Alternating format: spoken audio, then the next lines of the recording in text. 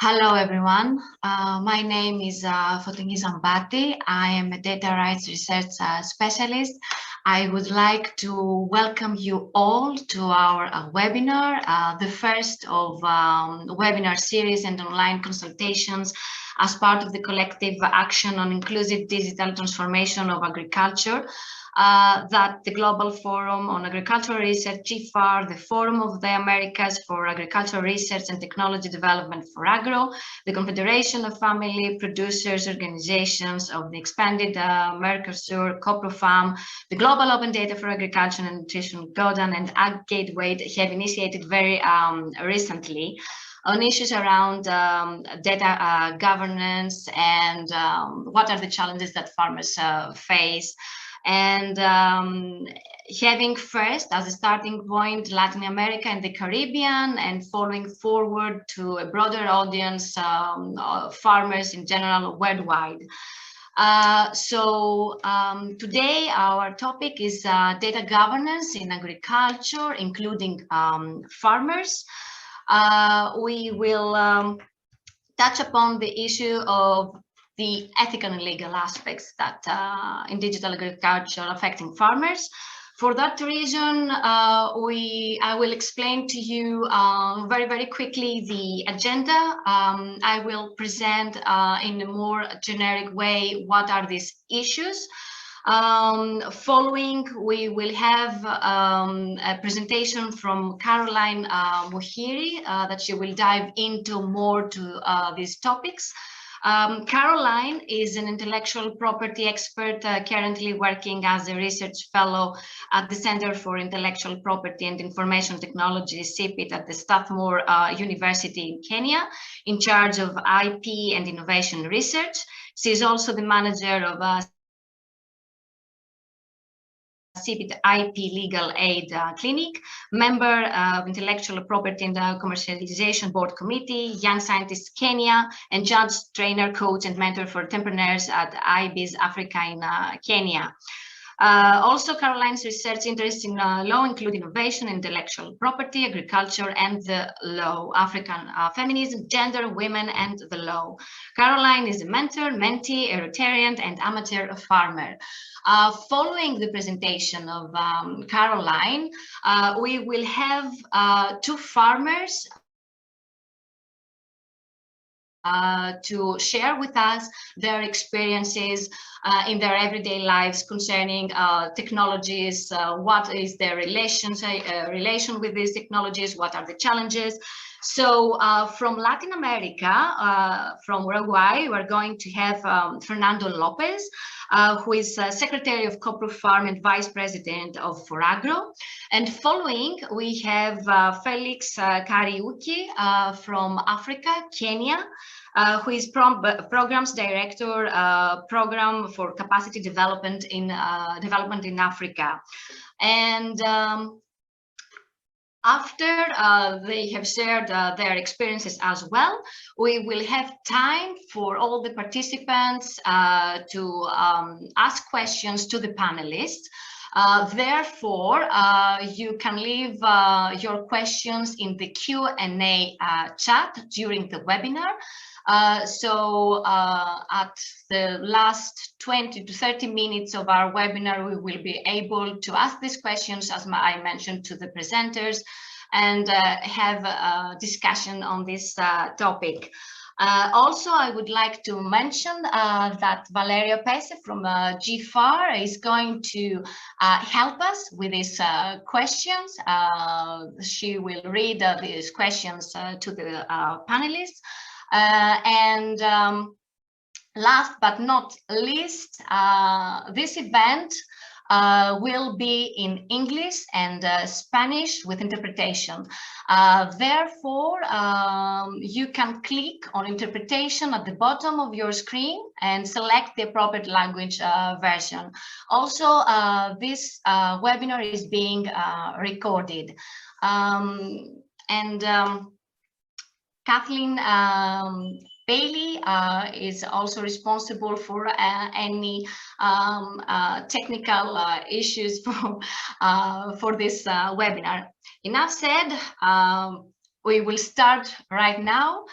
And I will start, as I mentioned, by talking about the issues in digital agriculture. What are the challenges that farmers face in their everyday lives?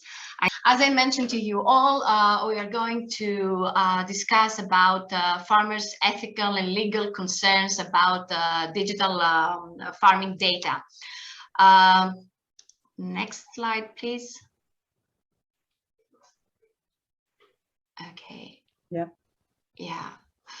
So, as I mentioned earlier, the partners in this collective action recognize that the key driver towards the full realization of the benefits of the digital transformation of agriculture is the inclusion of farmers in the design and governance of digital solutions and in the negotiation of related data practices and business models. Therefore, we need to strengthen the recognition of farmers as central actors and innovators themselves, generators of valuable agricultural knowledge and holders of intellectual property rights, not just being recipients of other solutions, knowledge, and data. And this webinar will address exactly that, the legal and ethical aspects of an essential aspect of digital agriculture, and that is governance of data generated by digital technologies on the farm. Next slide, please. So it is well known that digital farming has a lot of potential for advancing agriculture and giving farmers tools to be more productive and profitable. But although the benefits from digitalization are multiple, farmers and specifically smallholders feel that they are not the ones benefit from digital solutions, which are often not tailored to their needs and capacities, and they are quite opaque to them. So two aspects that they are very often opaque to farmers, and we are going to address today, are related exactly to data. And the questions are exactly these. What happens with the data generated by digital technologies used on the farm? Meaning, who can use it? Whom does it belong to? What is its value? And a second aspect is, where does the data informing digital technologies come from? Is it affordable? Is it reliable? Is it relevant? Who really provides it? And by ensuring that farmers understand their rights to data and have access to relevant data is essential to harness the benefits for better farm decision management. Next slide, please. So farmers' challenges in sharing and accessing data, I would say, in overall and worldwide are pretty much the same. Of course, there are some differences between developing and developed countries, that's for sure. But in this webinar, we are going to discuss basically what happens with the data generated by digital technologies used on the farm. As I mentioned, with whom is it shared with, who can use it, whom does it belong, ownership issues, meaning what is its value? Do really farmers know the benefits of data sharing? And of course, as we mentioned, we have on-farm data and off-farm data. Here you can see on farm data, we have localized data, for example, soil data, seed use, water use, or imported data for climate forecast, price data. And there are these challenges of sharing, as I mentioned, privacy issues, what happens with personal data, monetization, monopolies concerns, and also we have on off-farm issues such as exported data with localized data shared with others, and ancillary data, other related data generated off-farm, not used on farm. But this is something that we are going to discuss on another webinar, meaning where does the data informing digital technologies come from? Issues around, as I mentioned, access, availability, usability, and reusability as well. But now we're going, as I mentioned, to discuss more on farm data. Next slide, please. So it is a great need to address these ethical and legal questions about smart farming, and basically from the farmer's perspective. So the most usual and common questions are: what ethical principles need to be in place for the handling of data? Who owns data, meaning who has really control of access and use of the data? Is it farmers? Is it agribusinesses, agtech providers? Who really has this control? And who is entitled to the value of data? It's a big issue as well. What is responsible data when we are talking about responsible data? And are farmers reluctant to share their data? And if so, what are the reasons for being reluctant to do so? Another question is, how do we make information accessible to all actors involved in agriculture? For example, a basic question: how do we really include farmers into these discussions? How do we put them in the center of these discussions? And what about data protection? What do we mean by the farmers' rights to data? Meaning about consent, data portability. Do they know their rights in overall farmers themselves? And another basic question I would say is, what is the state of recognition of farmers' rights on national and international level? And what's the role of legislation? For example, the General Data Protection Regulation. Are there any policies and ethics in the agricultural sector? These are the basic questions that are dealt every day, I would say, in agriculture. And Caroline, I guess we'll dive into more into details to these questions. Next slide, please.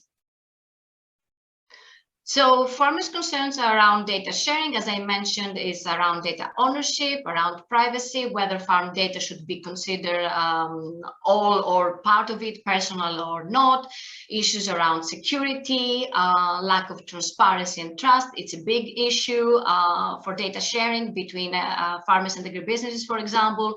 There is an inequality of bargaining power, and that is also because contracts are quite complex with unfair terms and conditions. Farmers in many cases are not really aware of their rights. There is lack of awareness and informed consent from the data generator, and that is primarily the farmer. Again, as I mentioned, there is a lack of benefit sharing between farmers and agribusinesses. In most cases, as we mentioned, they don't really know the value of benefit sharing, the farmers themselves. That leads to data asymmetries, monopolies, power and knowledge imbalances between the stakeholders, because they have limited access to some digital technologies or to the data they generate themselves. And that leads to the well-known digital divide. And also there is the risk of misuse of farmers' data. There is data literacy. There is no so much awareness of their rights. So next slide, please. These are the issues in general. And so since we mapped a little bit the challenges, the question is, how do we manage and have farmers into the center in digital agriculture? And here are some initial considerations based on past research and consultations. And of course, upcoming consultations in the action will be devoted to identifying exactly farmer fair good practices and business models. And we will try to see how should farmers' data rights be implemented and protected. And for that, we need a cultural shift, of course. Farmer, as I mentioned, should be at the center, should be more engaged in a more equitable data sharing and exchange. Of course, policy changes are needed in national, regional, and international level to support farmers' rights to data information and knowledge. Increase awareness of smallholder farmers of their position in agri-food networks as data originators, and the value that they could extract from transactions exchanged based on their position. Education and empowerment of farmers is a key. area via trainings, workshops, webinars, farm hubs. It's a good starting point. I guess also Felix and Fernando will be able to mention some examples with this case. And of course, we need to include farmers' representatives, farmers' associations in the development of farm data standards and in the decision making about data and information. They need to know about giving their consent about the use of the data collected when it is required. And there is a need for ethical frameworks within the development and implementation of codes of conduct. Next slide, please. Next slide, yes. So codes of conduct are guidelines and principles that set some common standards for having a fair data governance within the contracts. And they are self-regulatory, and even though they are not legally binding, they help to build awareness for all parties involved, farmers, agribusinesses, researchers. They have also provide participation and inclusiveness into the discussions. They're voluntary and principle-based. They simplify the assessment of agribusiness behaviors. They can cover normative gaps because, as mentioned, there is no legislation around agriculture and farm data. And of course, they deal with issues of disclosure, trust, and transparency. And worldwide, we have examples already in the agricultural sector within agricultural codes of conduct, the American Farm Bureau Federation Privacy and Security Principles, the EU Code of Conduct on Agricultural Data Sharing, and the New Zealand Farm Data Code of Practice, and very, very recently, the Australian Farm Data Code. There are some examples of the existing codes of practice in agriculture nowadays. Next slide, please. So based on the existing codes of conduct that I mentioned to you earlier, CTA, the Technical Center for Agriculture and Rural Cooperation, in collaboration with GODAN and GFAR, we did a review on the existing codes of conduct, and we published a relevant paper on the existing codes, and also working with the subgroup of codes of conduct at GODAN. We developed and launched in May 2020 the GODAN CTA GFAR online tool on codes of conduct. And the scope of this tool is exactly that everyone can learn about the codes of conduct for open agricultural data, then build, save, and create their own customizable code of conduct based on their needs. The tool features 17 clauses, from which the users, as I mentioned, should be able to select if they think that it's relevant to their needs and interests, and proceed to a checkout where the selected clauses can be used as an output to a document. And that gives the opportunity, next slide please, to the various stakeholders to be more aware when they are negotiating a contract. Here are the 17 clauses. And these clauses, of course, are not intended to be exhaustive and are no substitute for a robust institutional framework to guide and personalize decision-making concerning privacy and ethics. It is an evolving tool with recommendations for a general, scalable, and further customizable code of conduct template that really best addresses farmers' needs around fair and responsible data sharing.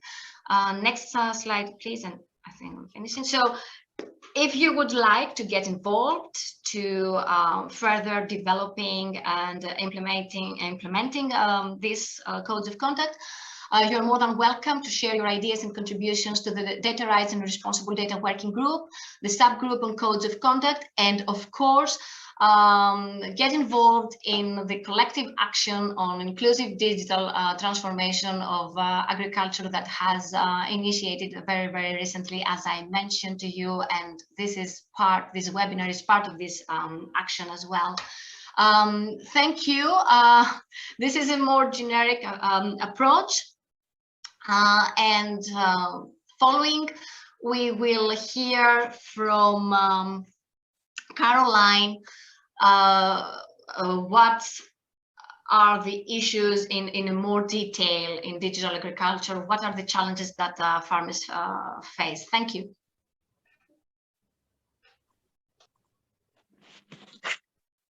Thank you, Fotini. I hope everyone can hear me.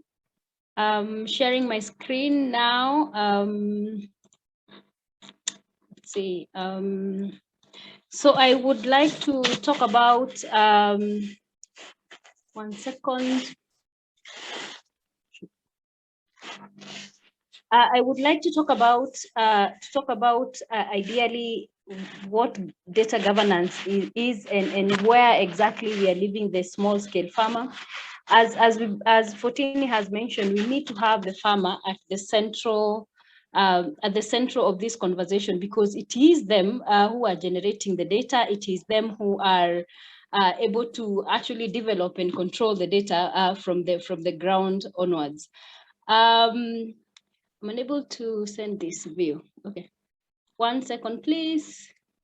Caroline, the top left of your screen, there is a little icon, 5th icon along, very top, yes. Very top left.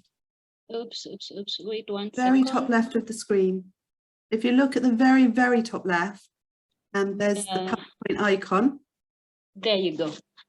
Excellent. All right, okay.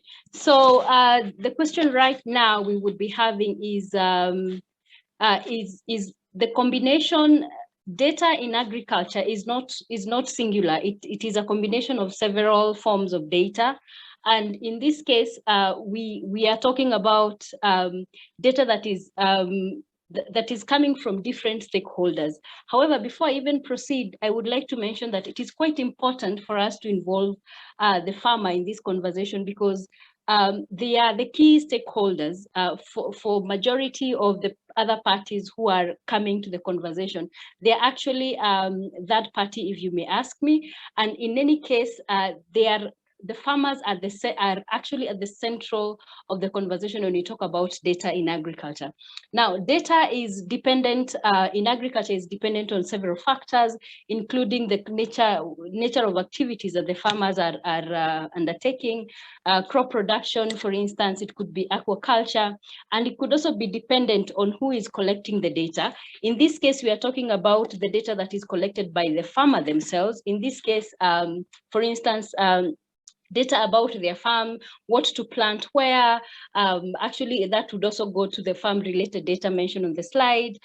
There's land size of their farm, the location, and etc. But there's also some other data that is collected on behalf of the farmer. In this case, we are talking about agro-processors and the the facility providers who would actually ask or request the farmer before they actually collect the data. But we also have another form of data collection that is actually collected by people unintentionally or intentionally in this case. And in this case, we are talking about people who have machineries on the farm, people who are actually providing machineries to the farmers. And in this case, they are able to collect data through the fact that the farmer is using their machines on their farm. So this, for instance, would go a step further to be data about functionality of the machine, the effectiveness of the machine, etc. Now, we also have farmer-related data, and in this case, we're talking about the individual farmers. That is ideally would also be personal data, and also farmers farming, especially in small-scale farming, is always or often at a family level. So, who exactly is going to till? Is it the father? Is it the mother? Is it the children are helping? So, there's some level of data that is at the family level. How much are they spending on the farm? And also there's a consumer data, where the farmer is actually themselves, they are a consumer.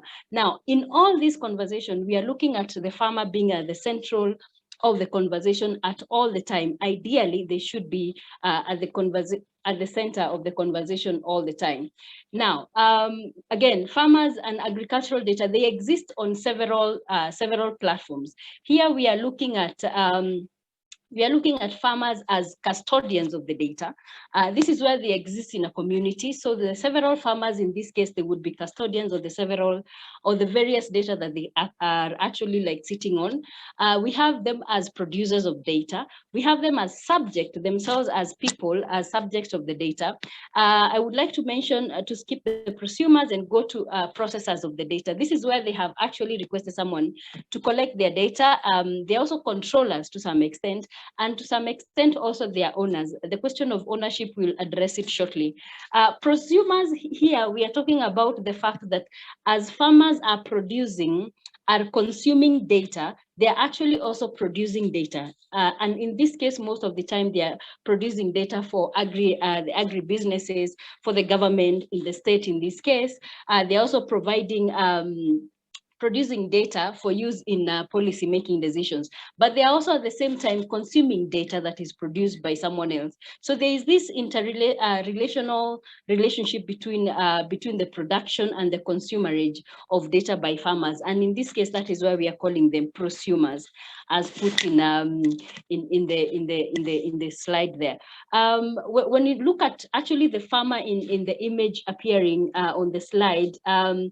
Looking at her, she will have ideally data about the production, the maize production or the corn production on her farm. She will have data about herself.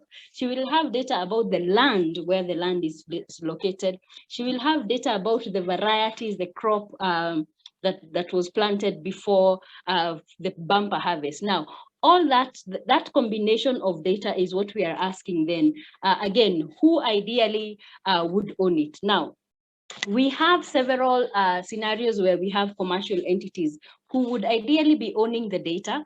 And in this case, I would give you an example of Google. I have nothing personal against them. Actually, I'm an ardent user of their products. But a recent report indicated that as of June 2021, Android users in Africa stood at 89% of the whole population. Now, in Kenya alone, we have 44%,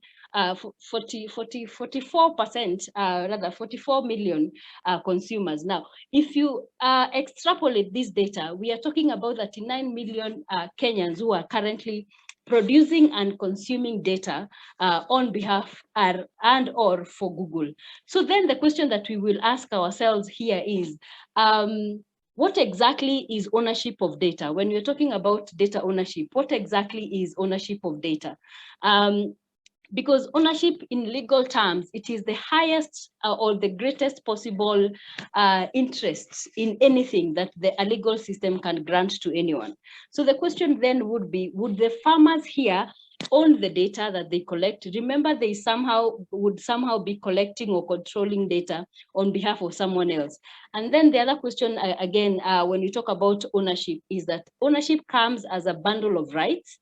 I have given a reference there. You may feel free to look at it, but the scholar there gives a bundle, gives a definition of a bundle of several rights. In this case, we are talking about the right to possess, the right to capitalize and manage and get income from it, prevent others actually from using it. Then the question would be for farmers, if they possess the data, are they able to capitalize on that data, or is it that that data can only be capitalized by someone else? And also, in what capacity can data be owned? Is it going to be at the raw data, or is it going to be after the data is processed or even aggregated? Now, when you talk about value of data, individual data, for instance, data about me as a person has ideally lower value, low or actually no value whatsoever in terms of commercial entities. But when it is clustered or aggregated together, that data gains value. And that is a question that we are now having to discuss and ask ourselves. At what level, what is the value of the data at any one level? Again, there's another issue that when it comes to farm data is because we have several parties or multiple parties to the data. There's the farmers, there's the people who own the land. In this case, sometimes the farmer is not the landowner. There would be families, there would be corporate entities. Exactly who, when we talk about ownership, who exactly should actually enjoy the greatest rights that you have said that is vested by the law? Then the question of vesting ownership, what should we consider when we're talking about ownership? In this case, we would have different data has different approaches, because for instance, it can be an asset, especially when it has been aggregated. It is an asset to the people or the person who owned the aggregated data. It can be a commodity that can be easily traded, between agro-processors and producers, and it can also be a right. You have a right to, for instance, for personal data, you have a right to say that your data should be deleted from a database, for instance. And then it can also be a duty that in public entities, they have a duty, a public duty to disclose the data that they have collected. And in all this conversation, again, I will mention and reinstate again, is that we should always have the centrality of the farmer. Now, when it comes to digital farming, now digital agriculture is the use of digital technologies in agricultural production, right? Now, the question is, it has heavy reliance on electronic data and information. Now, it also uses several tools, digital agriculture in terms of collection. These tools are used to store, collect, process, process, analyze, and also share. Now, when we talk about the question of ownership, at what point, at what level should we be having that conversation? Is it at the point of collection, storage, or processing at the same time? Now, the image in front of you appearing on the screen is on precision farming, and this precision farming ideally is application of technology to manage agricultural production, and in most cases, it is site and crop specific, such that if you would like to know which plants or which region to apply fertilizer on, it is the machine is able to go just straight and strictly focus on the specific site and the specific crop, which actually also improves crop production and the management of the farm altogether. Now, with all this, then the question is, where is the farmer in terms of the data that is collected? Now, we are looking at several ways how we can include the farmer in terms of data governance, and in this case, we are talking about regulatory frameworks. Regulatory frameworks they are actually not exclusively legal document. They are inclusive of all the aspects of the society. In this case, they ideally should recognize and prioritize the rights, or protect actually the rights of the farmer.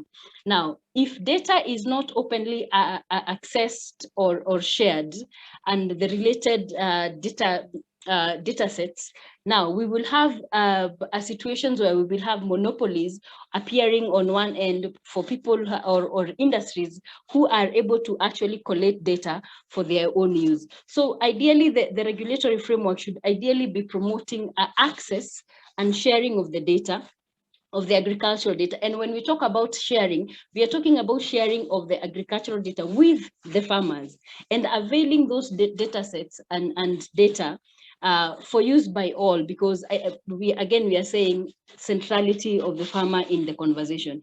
In terms of benefit sharing, we are looking at institutions or entities that are able to create benefit or create products based on the data that they have collected from the farmer. Then that benefit sharing, the platform to use on benefit sharing, should at all times be a fair way. We should find a way of making it equitable so that the farmer is not left out simply because they don't have the capacity to sit on the negotiating table and negotiate contracts. And it should also be transparent. Now, these are some of the principles that we should have in any regulatory framework. at any one time. Now, we should also have specific duties for the data collectors, because we are talking about informed consent, but whose informed consent? It should be a duty and an obligation to anyone who is collecting farm data to ensure that the farmers understand what the data is being collected for, why is the data being collected. So those obligations should be enshrined in the regulatory framework. Now, the legal protection here, we are talking about express recognition of farmers' rights, so that they are able to have, to enforce their rights within the legal framework. And again, also, we need to have education and awareness, especially for farmers within the rural areas, because they are, either way, they are still producers of the data. They are subjects of data collection. So in any case, we should have express an obligation again, we should go to the data collection to educate them and create an awareness, so that every time, or when people are collecting data in the farms, they are able to explain or educate the farmers as to what exactly is supposed to be happening. Now, again, we have, especially, I will give an example of global South countries. The role of the state in any investment in any country, in a country, is a critical role. The state would control, in this instance, I'm talking about the governments, the established governments in any country. We are talking about the level of control they have on investment, limitation on passing laws, and provision of data, because they also, as an entity, they actually collect data. But the question is, how is that data used or utilized? When you talk about investment, I'll give you an example that in 2020, that will be last year, the Kenyan government launched a digital project where they are aiming to register approximately 1.4 million farming households and related agro dealers by 2023. Now, that is a capacity that the government is able to do direct investment and also control who gets to invest in agriculture in any country. Now, their role should also be guided by the fact that they should also be prioritizing the rights and the benefits to the farmer. When you talk about, again, we have question of capacity building. Digital farming relies 100% or a lot on connectivity. How connected are the farmers? How connected, when we say we have digital farmers, how connected are they? Are they able to access smartphones? Are they able to actually understand whatever it is that the requests and the smartphone that is doing? Now, those are the questions that should be addressed when you're doing capacity building. Again, we should have the principle of farmer preference, and in this case we are talking about the adaptation and inclusion for farmers, farmer preferences and their practices for purposes of sustainability of any model that would be adopted. I'll give you an example. In plant breeding, it is highly always encouraged. Actually, in some countries it is actually mandatory that a breeder must consider the farmers' preferred varieties before any national release. Now, that ensures that the variety that is developed or that is bred from that results from the breeding process is actually sustainable and more acceptable to the farmer, because you do not want to impose a system that does not work again for the farmer. For purposes of implementation, we should be talking also about interdependence of the frameworks, the regulatory framework, because the data protection framework does not exist and will not exist in a vacuum. We already have existing frameworks as we speak, and for instance, under plant variety laws, we actually have farmers' rights enshrined in many countries, as an exception. We also have that as under the TRIPS agreement. We have data protection laws that mostly talk about personal data and regulations. Now, reliance or depending on this framework to ensure that they are synchronized in a way that enables the countries or enables us to include the farmers in the conversation of data governance. Lastly, I would like to give perhaps considerations that key consideration that a framework should ideally have. And we're talking about sui generis frameworks. In this case, sui generis ideally is just a unique system that allows a nation or allows a country to generate or develop laws depending on their specific context. In this case, we are talking about priorities. We are talking about, for instance, if Kenya, we are talking about access being a priority to Kenya, so that our law would ideally be unique to and also drafted in a way that supports access of information and data that is provided. At the international level or even at the regional level, we would be looking at model laws which would be available for contextualization, to borrow from the countries, other countries, for purposes of adoption, and for purposes, again, also you'd have disclosure requirements to the data users. And again, I have already mentioned exemptions for farmers and farmers' right in terms of when it comes to commercialization of data. Best practices, GODAN, Fotini has mentioned the GODAN's open data, especially on ethical issues and sharing. The TRIPS agreement contains minimum provisions that should be available across all countries who are member states of the WTO. The question is whether we would like to adopt that forum, or we would like to generate our own when it comes to data, farm data. And also the regional law, GDPR, is specific for the EU region. So the question then would be, for other countries that are adopting this conversation, how do we contextualize, how do we adapt that what is available for purposes of the farmer? And in this case, I think I would like to stop there. And thank you very much. Asanteni sana means thank you very much in Swahili, which is our national language. I think I will stop there and stop sharing my screen. Thank you, Caroline, for this interesting presentation. Now I would like to ask Fernando to share with us his experience as a farmer himself and also working with other farmers, to tell us a little bit about these challenges that farmers face in Latin America. Fernando?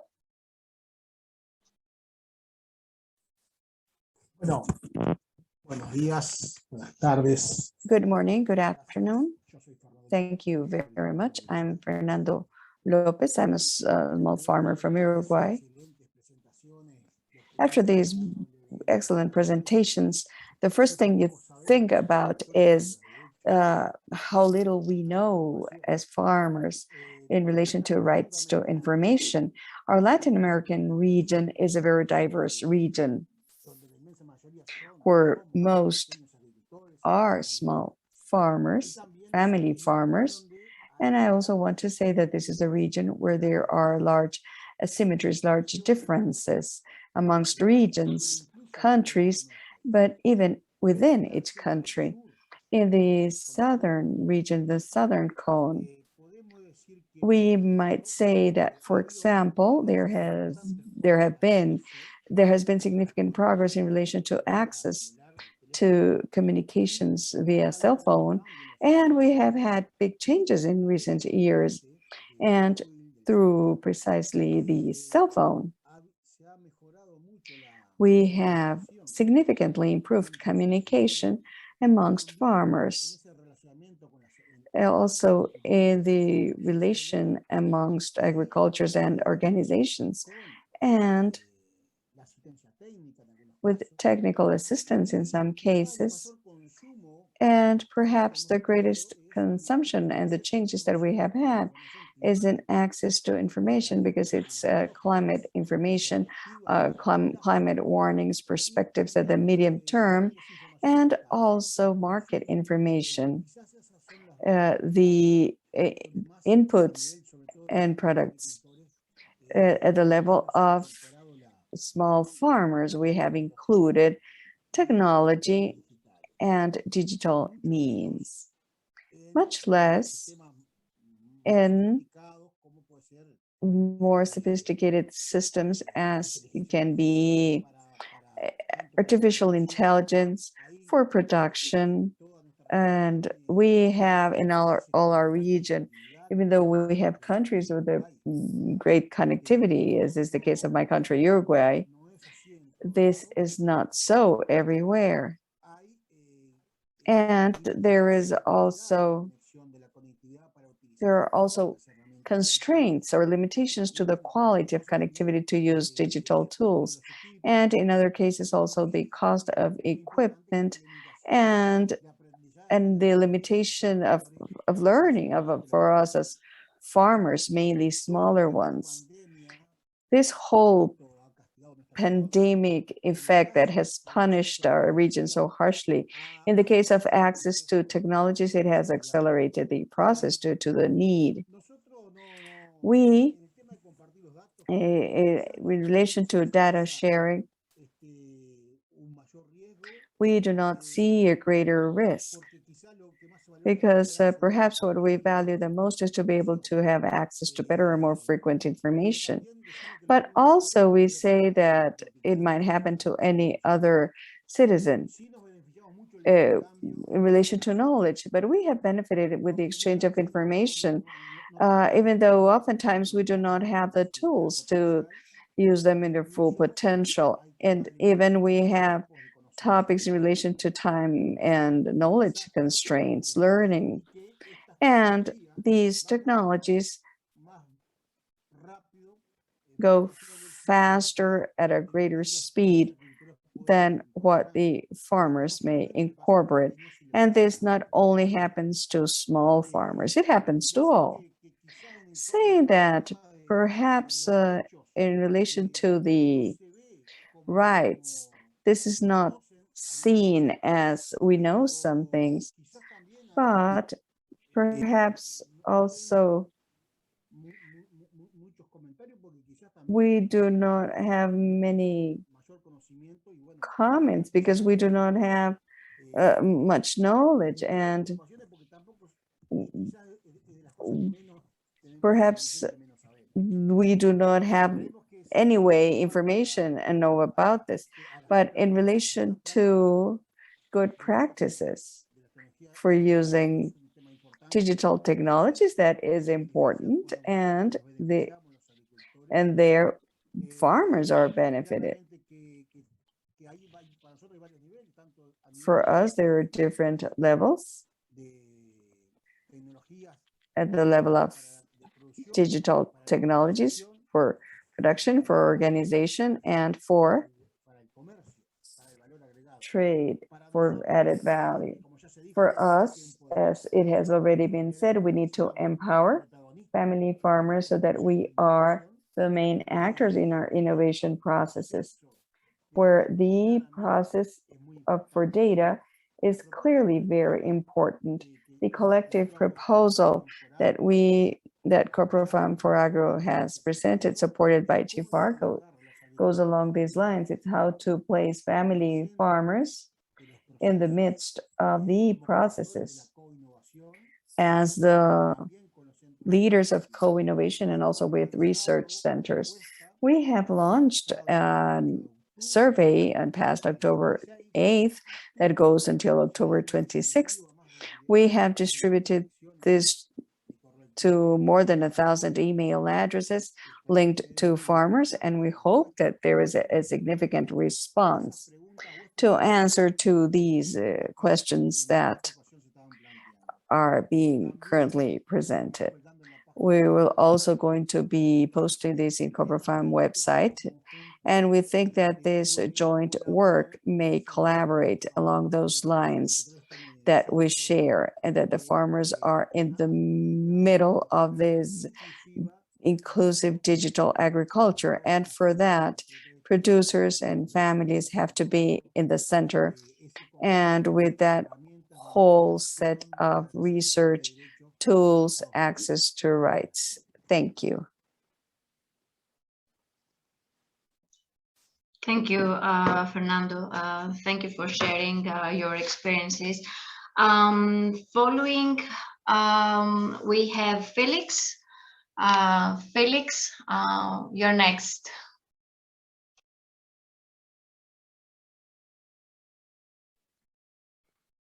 You can hear me, right? I hope.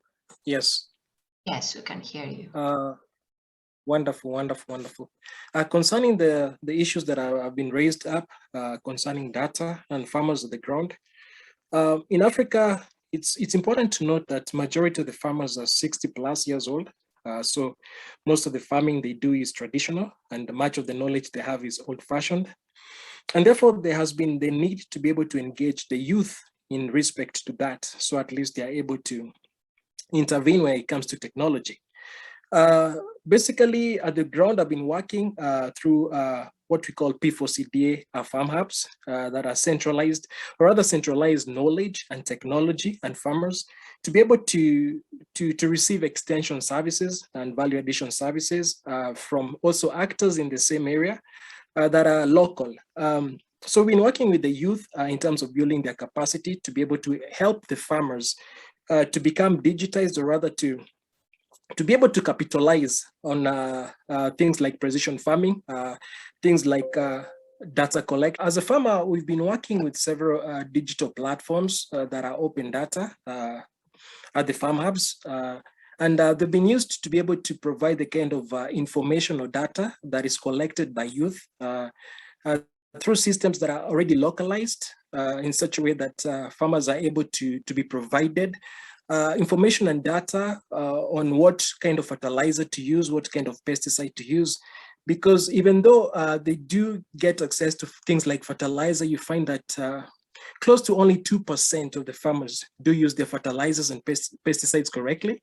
And that is also as a result of lack of extension service officers on the ground. And that kind of, that gap has necessitated the use of farm hubs, which are centralized. As I said, they are digital, they are digitized in such a way that they're also centralized in a community to be able to disseminate the kind of information that farmers need for increased and improved production. On the livestock, basically there's a platform that I've been working with and I use, and also inclusive of about 60 farmers, we use the same platform to be able to provide the kind of traceability that is needed when it comes to production in the livestock area, because you find that much of the production was less and of low quality as a result of what we call inbreeding.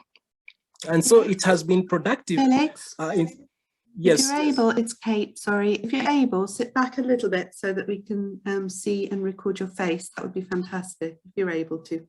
That's easy. Okay, okay. I was concerned about, you can hear me though, right? Perfect. Yes, we can. Okay, okay, good, good, good, good. So as I said before, we've been using a platform for traceability of livestock in such a way that breeding is traced for improved production, and also been using a platform for providing soil data, soil profiling in such a way that the farmers are able to, they are given the kind of information that is needed on what kind of fertilizer to use, how to use the fertilizer. And also through the same farm hubs, we've been working with the youth to be able to interpret, because you find that much of the information that is provided when it comes to farming is usually provided in English as a language, but you find that the farmers are not, they're not that comfortable with the language. They're more comfortable with indigenous language. And so working with the youth at the local level, we are able to also provide information and knowledge that has been interpreted by the youth into languages that they themselves, the farmers, are able to relate to. And that has been impactful. And so as far as digital concerns, when it comes to digital rights, farmers are more concerned about production. And so the kind of mechanisms that they do trust when it comes to sharing of information is when you're working with the cooperatives. And so usually these farm hubs are connected to cooperatives of which they have a trust to. And so that way we are able to not just even collect data, but also provide data that they themselves also trust. I believe this kind of answers some of the questions in regard to also what had been presented by Catherine. And so on the ground, when it comes to also dealing with farmers, the kind of technology that is more familiar with them has to do with the USSD use, because most of them, as I said, are not digitally literate to a point of using smartphones and apps, unless you work with the youth in the same community. And so most of them are more familiar with use of 2G phones and use of USSD to be able to receive and send information. And so that has been the mechanism that we've been using and has been impactful on the ground. So when it comes to digital aspect in farming, yes, it is important, as was said initially, that farmer needs to be central. And for farmer to be central, then all other mechanics around it need to be localized in such a way that they do benefit from it. And so use of indigenous language is important. Use of technology that is more familiar with them, such as use of USSD has been more impactful. And also, as I said before, working with the youth is what has created greater impact in that respect. So I believe I've been able to maybe pinpoint some of the achievements and some of the progress when it comes to digital farming among the farmers in Africa. Being on the ground, that is what I've seen, that is what I've experienced. Farmers trust cooperatives. So when you work with cooperatives, it is easy for digitization to take place. So I hope I've been I hope the information has been helpful.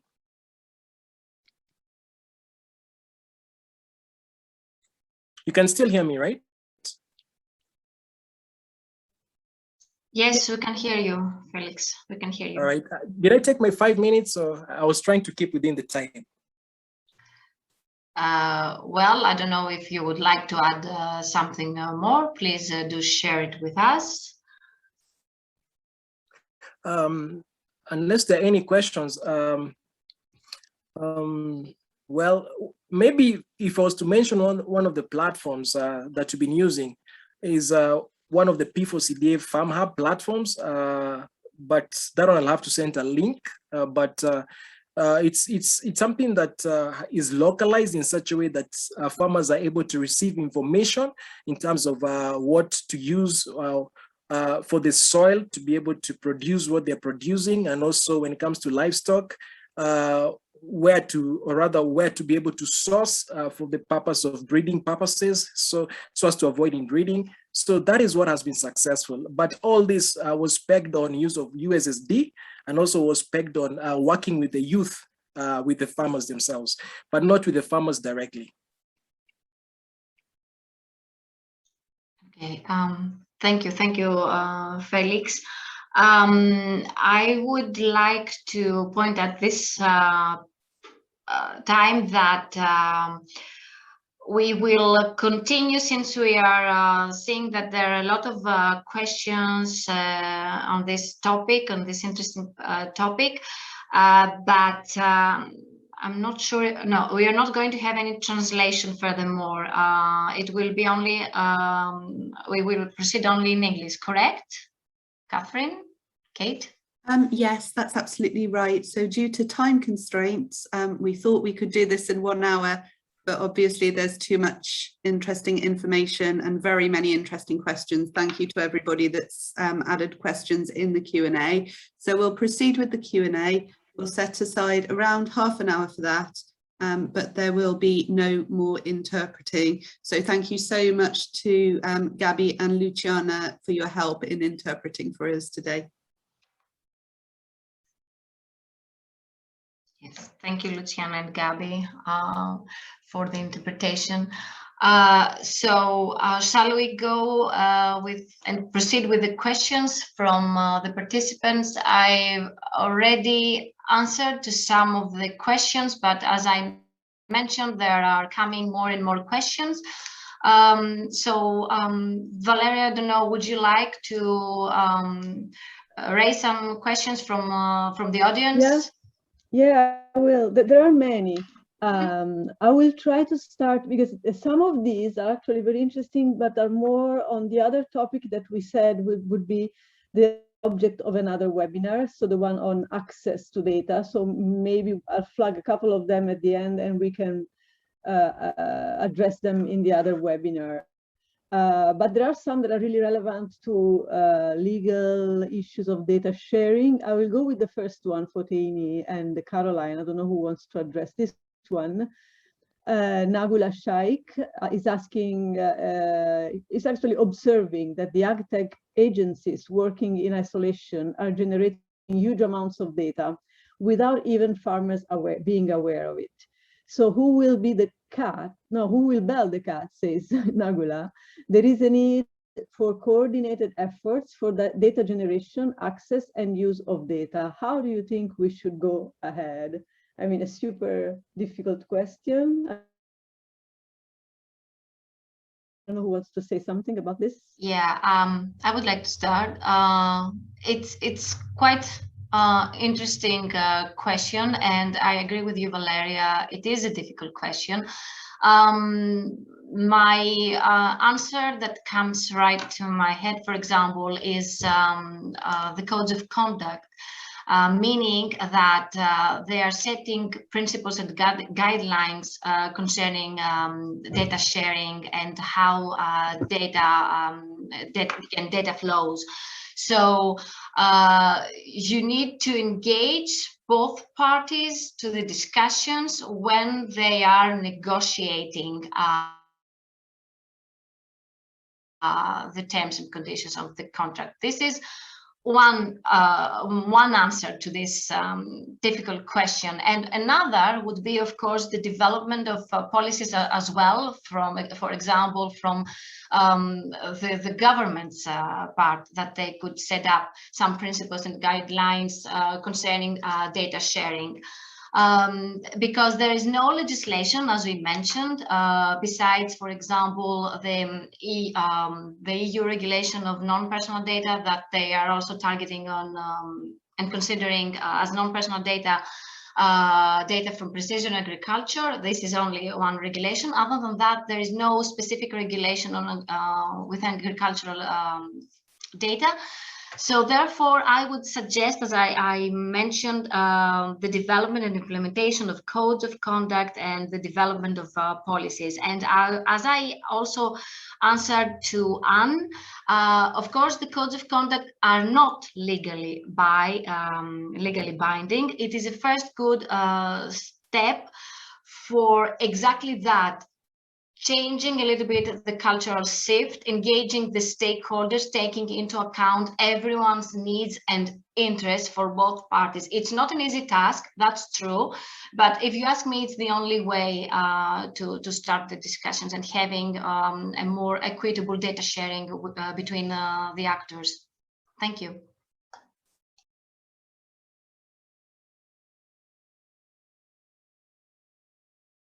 I will go to another question. Of course, this one would deserve more time, but all the questions are actually very challenging. The second one, sorry, Antoine, I would skip this one because it's more on data access, and I think it's more relevant for another webinar. Then there are some really technical questions on scenarios, on very special scenarios, like the question from Emmanuel. How do we manage and control the use of digital data generated by private companies generating data from consultancy work, such as crop monitoring using drones for farmers? I think this is a very specific scenario of not just the usual technology provider getting the data, but someone doing consultancy work. So very, very special. I don't know if someone wants to address this. I can attempt to mention or to answer that, and my immediate response again would be, when you talk about consultancy work, ideally the value in intellectual property, I'm borrowing now from the intellectual property system. Intellectual property system, in terms of consultancy, the work or the project, the output of the consultancy ideally belongs to the person who has paid for the consultancy. So in this case, I would draw similar lessons and actually say the person who has initiated the consultancy work for purposes of the drone would ideally also own the data or have access and undisputed access to the data. In this case, I am presuming that the person who has instituted the consultancy is not the farmer. And this is where we are getting to the conversation of saying that ideally that should be the farmer. the data that is collected on the farm, on either on behalf of the farmer, with the consent of the farmer. The question then now we are asking is how to include the farmer in the conversation so that the data does not move 100% in terms of ownership to the person who initiated the consultancy. So we do not have, I don't think I have a definite answer, but again, it's a case that we can borrow from lessons learned from other areas. So, and again, also, if you have a legal framework that protects or that says that the farmer has to be consulted or the farmer has to be considered in terms of consultancy agreement when data is being collected, now that protects the interest of the farmer in a specific way, such that we do not have a question of 100% moving of IP, rather, of data to the person who has initiated the contract. Thank you, Carol. And I don't know if I can, there is a question that was not posed in the question and answers window, but was discussed in the chat. I don't know if, I think the panelists didn't have the time to read the chat, but since it's related to this one, it's actually related to your answer, Caroline, when you mentioned the fact that who collects the data and who invests in the collection of the data, owns the data. There was an observation from Johan Foss. He said, whoever collected it first owns it, unless ordered, asked to collect it in exchange for goods and or currency with a mutual signed agreement. Who agrees? So this would be a long discussion, but I think this is in line with what you were saying, Caroline, that unless there is an agreement and there is a contract or there is a code of conduct on which the parties agreed, in the end, whoever starts the work and pays for it will own the data. I think this discussion, is something that we can continue also in the collective action. This will be a very important topic. So maybe the people who were discussing that, we will contact you, and maybe in the next phases of the collective action and the consultations, you can participate and bring these interesting points. Let me go to another question. Do we still have time? Yeah, another question. Okay. There is a question from Ochieng Oko. Issues of open data and data sharing have been a long shot to score for many African nations, with the major concern being lack of clear implementation of existing legislations, including the Nagoya Protocol. How does your work ensure that the originator of data gets the full benefit of the data they generate? The Nagoya Protocol is about, genetic resources. Genetic resources. Yeah, genetic resources, but it's it's a similar issue. So yeah. It's a similar issue because it refers to Article 9 of the Nagoya Protocol on farmers' rights. It's similar, but I would say again that it has to do with developing policies and agreements with how they can have access, or who should own data. And it has to do also with for example, farmer produces data on his farm, on her farm, that's true, but then this data is being aggregated, and hence the difficulty of saying who really owns data, because once, for example, they have been aggregated, then things get more difficult. Hence the importance of developing these policies and guidelines. But about open data, I would say also that, of course, open data has to do with freely use and access to data, but also we have to take into consideration that there are restrictions taking into account also privacy issues as well.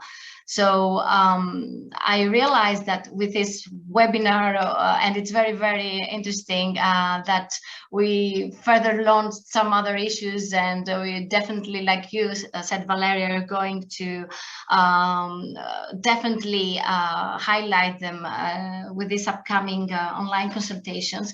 But we need to point out that these are the issues. They're not really easy to be dealt with, but the good thing is that when the different stakeholders come into the discussions, then we can better clarify these challenges and have answers. It's a first step for this collective action as well. First of all, to document the challenges and see what are the best practices and what recommendations can we suggest. So thank you for giving us the opportunity to dive into more to these topics. Yeah, I was having a look at the other questions for Tini and Carol, and I think there are really two big questions to be answered now. And I think it's actually good if we just copy all of this. I already did, and we reuse this material for the following steps of the consultation, because these are really highly controversial issues and things that it's actually the core of our one of the topics of our collective action. Put the stakeholders together and understand where the balance is between, I don't know, the interests of the parties, the contractual issues. So I think they're really too difficult to address now. So if everybody agrees, I will copy everything. We will contact all the participants, and whoever of you is interested in participating in the next consultations, we would really be happy to discuss these questions. Thank you, Valeria. Thank you, everybody. And thank you to our wonderful participants. We will be, as Valeria mentioned, we will be sending a follow-up email to send relevant links and information and to let you know when the next events will be held. We have, as we have mentioned, have been recording this event, so we will let you know once you are able to access that. We'll see you very soon. Goodbye. Goodbye, everyone. Thank you. Goodbye, everybody. Bye. Thank you.